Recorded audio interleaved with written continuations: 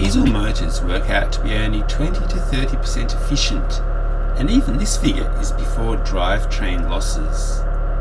This means that for every dollar of fuel you put in, you only get 20 to 30 cents of actual power out. That's where all your money goes, heating that up, heating up the room in here, heating up all your water, your exhaust. Absolute heater, that thing is. Not sure that's quite where you want all your money to go. Put your hand in the exhaust water and marvel at how much water is being heated by your hard-earned dollars. Okay, so while electric motors are much more efficient than internal combustion engines, they are still operate in the realm of 80 to 90%. So this still leaves 10 to 20% that creates heat. So if you're running your motor at 10 kilowatts, that leaves 2000 watts of heat that you're producing. So think of a 2000 watt bar heater, and that's the amount of heat that you have to deal with if you want to run your engine flat out for any length of time. That is a lot of heat to dissipate.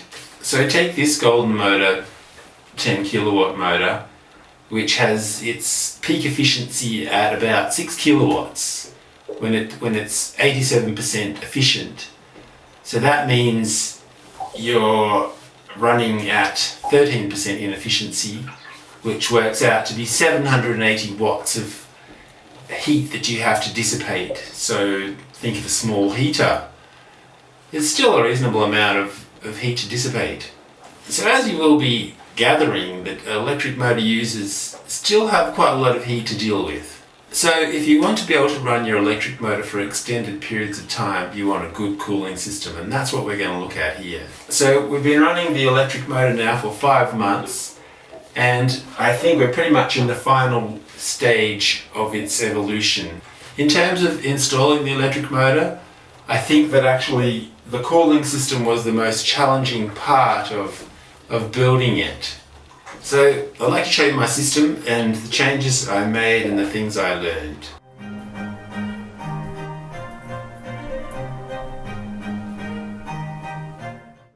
So let's have the basic overview here. You've got the coolant pump, which pumps the coolant through the controller, through these pipes, and then it goes to the motor, then to the heat exchanger and back again. So that's the coolant cycle.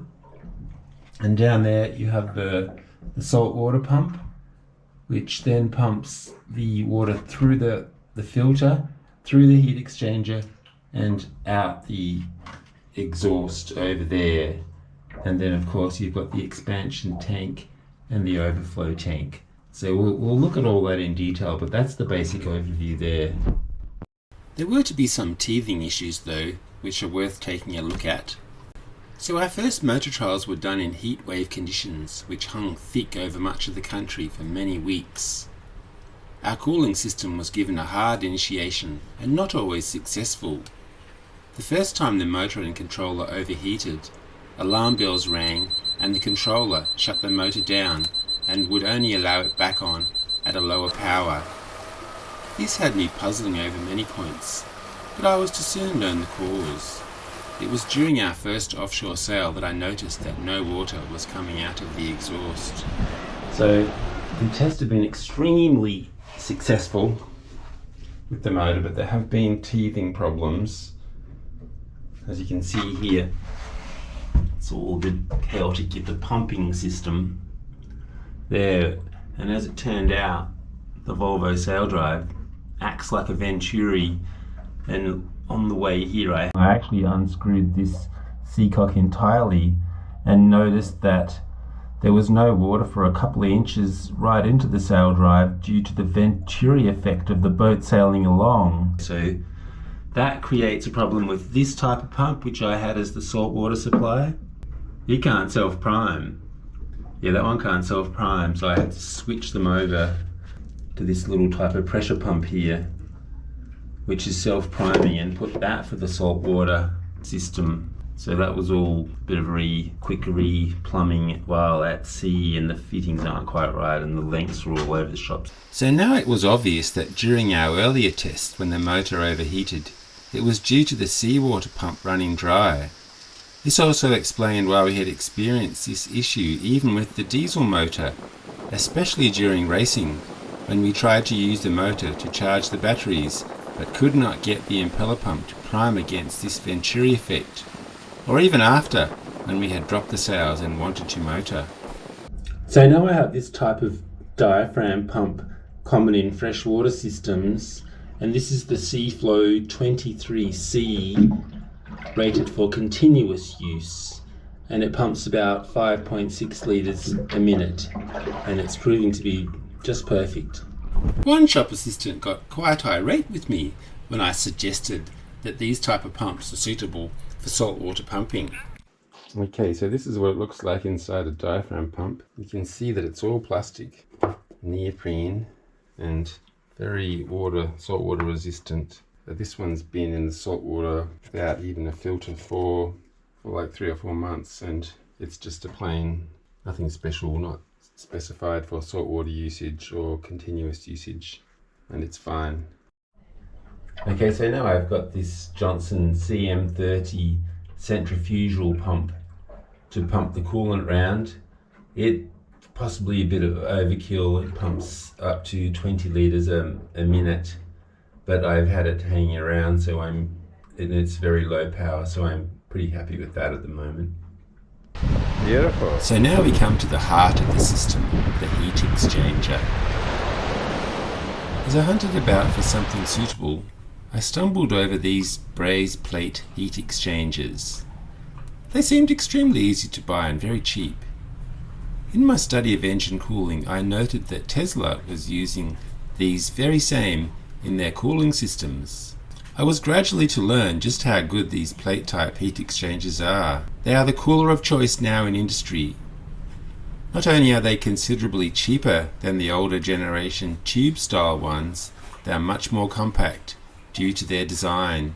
They are very durable, made from 316 stainless and 99.9% copper plates.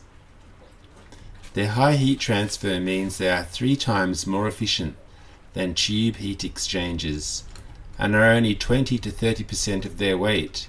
Their clever design features corrugated herringbone pattern plates, making for a disorderly flow, which both increases heat transfer and helps clean the passages. So here you can see how the cold seawater enters the heat exchanger at the bottom here and passes out at the top, while the hot coolant enters the top and passes out the bottom.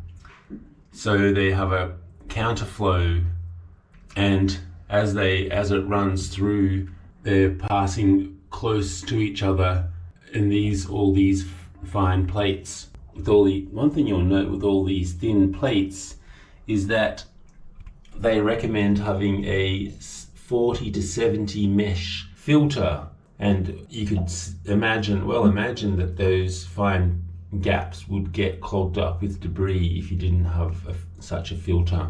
So here we have the expansion tank. So as the coolant heats up, it expands up into this expansion tank, and there's a relief valve on the top there which allows any excess liquid to come out here into the overflow tank. So initially I didn't have one of these overflow tanks, and it spat road water everywhere. So they're vital. And also another role of the expansion tank is that it actually enables you to fill the system, which otherwise you couldn't get it all primed up. So one possible drawback of this type of great heat exchanger is that they're recommended with water between 6 to 8 pH, whereas seawater is 8.1. But when you consider the 316 stainless and the pure copper, which are materials that generally considered very good in seawater, I think it's a pretty good bet. So with regards to the type of coolant, I'm aware that some types of coolant are more efficient, but I found this one at my parents' place, and I like the red color, so that's why I've gone with this nice red stuff. So originally the Golden motor came fitted with this quite small 5mm pipe, and then it teed up to the 8mm pipe that went through the controller. And this seemed a strange thing, so I went on to change them all to the much larger 8mm pipe to avoid that restriction of flow. So you can see that's where they originally had the 8mm pipe going into the motor there, and you can see the much bigger fittings to take the 12mm pipe that I fitted. And in fact it was the same thread, so it was quite easy to do.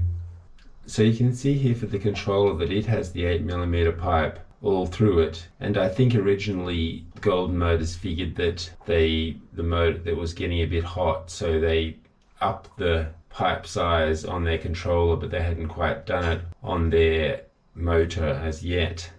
And you can also see that I have run the pipes through all 4 of the chambers, whereas in the Golden motor kit they only supply you enough to go through 2 of the holes, so running it through all 4 seemed like a good idea as well.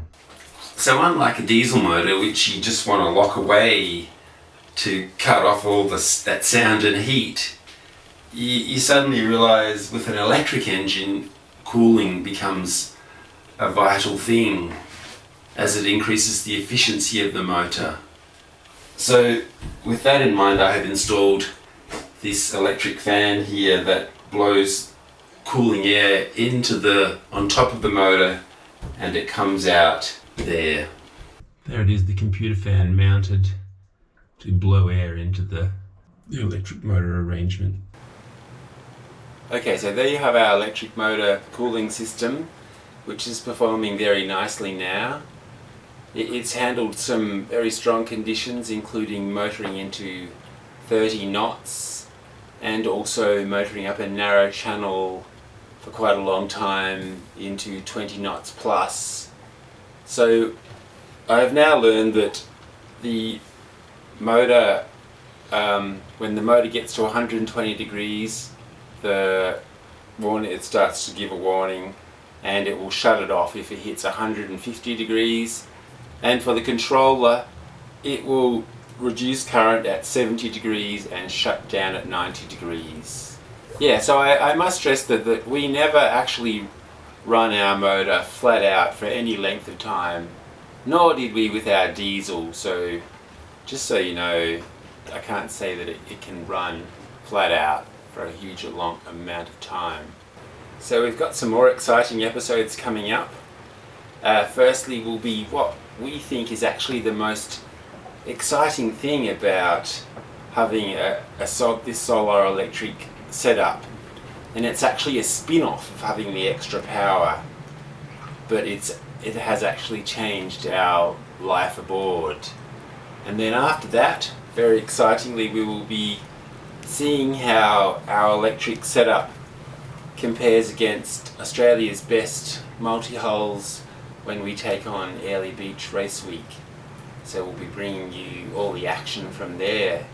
So we hope you're enjoying this content and could maybe support us by subscribing, and we wish you happy boat building and magical sailing.